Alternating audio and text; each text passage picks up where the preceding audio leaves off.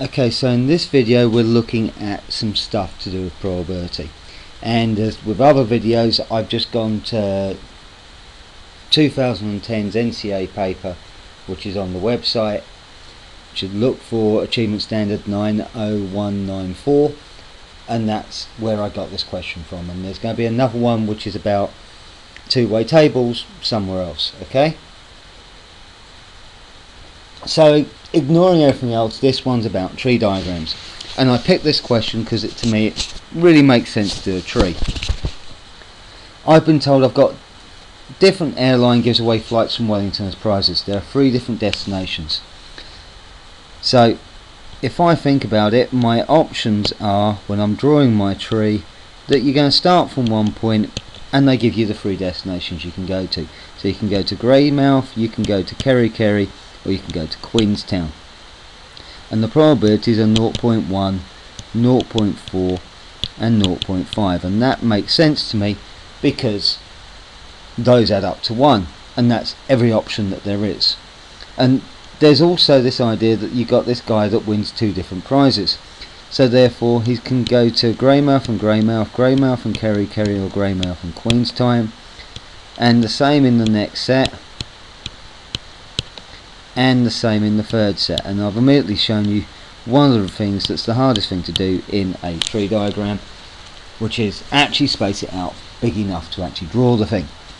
Now, because the probabilities we've been told are fixed, when I come to draw my tree diagram, they don't change.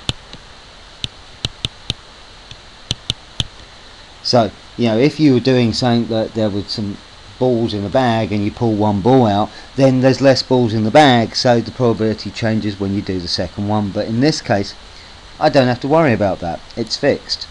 They're giving away so many prizes that the probabilities don't change, in effect. Now, I now need to work out the probabilities attached with these.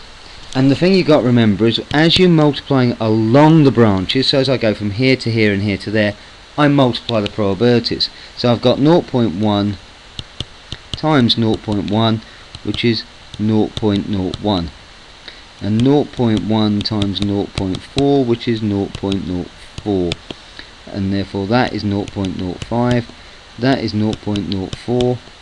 Now 0.4 times 0.4 is 0.16, 0.4 times 0.5 is 0.20, and you could work with these as fractions because some people prefer fractions. I normally would,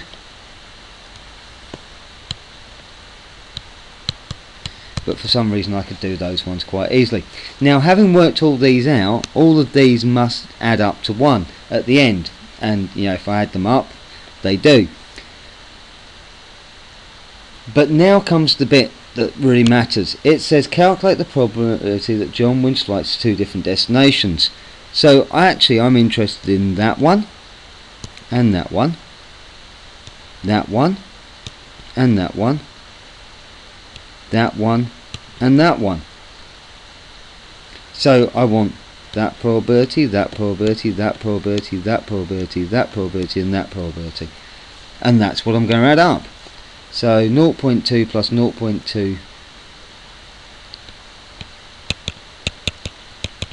plus 0.05 plus 0.05 plus 0.04 plus 0.04 is 0.4, 0.5, 0.58. So there's a chance just above a half that he'll go to 2 different destinations, which perhaps isn't very handy, but there you go. Done. Tree diagrams are really straightforward. The problem people have with them is sometimes they don't know where to start, so go through all the options. So therefore you go through all the options of where they could go for the first time, and then think about what their second option is going to be. Good luck with that.